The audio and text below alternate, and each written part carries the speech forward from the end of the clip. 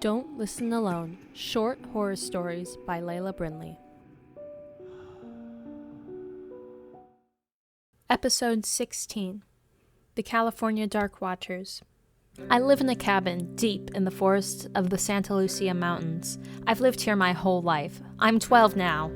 Now, you're probably wondering about my friends, but I don't have any.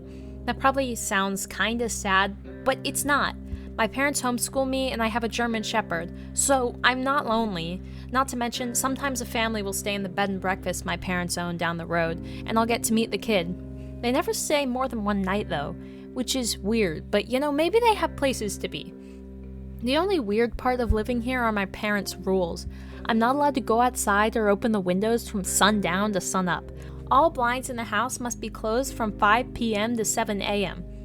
Maybe that's why people leave the bed and breakfast so early. They probably don't like the rules. Honestly, I don't actually know why the people leave, just like I don't know why there's so many rules.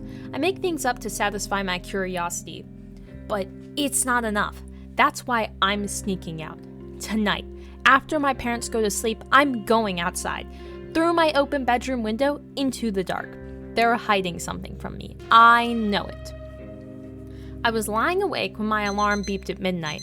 Misty, my German Shepherd, raised her head to look at me and let out a confused whine. "Shh, go back to sleep, girl," I told her. She ignored me and patted in pursuit as I crept towards my window.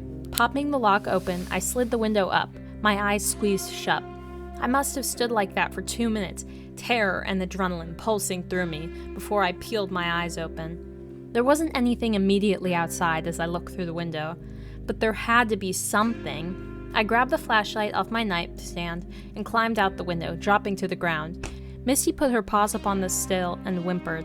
I patted her head lovingly and said, "Don't worry, girlie, I'll be back soon." My dog stared after me as I tramped through the tall grasses to the main road outside my house. It wasn't until I was about a kilometer away that I dared turn on my flashlight. I shined it around, at the trees, at the river just beyond, and at the short bridge crossing it. Nothing, only the darkness of night. I shivered. I didn't know if it was the cold or fear, but I kept going. Across the bridge, past the bed and breakfast, and further along the road where the pavement became gravel. I must have been walking along the gravel for 20 minutes when suddenly a dark shadow came across my path. I fell backwards and frantically swung my flashlight upwards toward the top of the shadow. 2 glowing red eyes under what looked like a wide-brimmed hat stared down at me. But there was no face, no body, just a silhouette of a 10-foot-tall person-looking thing. "The Dark Watchers," I whispered, frozen with fear. I thought it was just a myth. The Dark Watcher reached toward me with one big, shadowy hand. The other was holding what looked like a walking stick. The hand engulfed my entire body, spreading until I couldn't see anything anymore.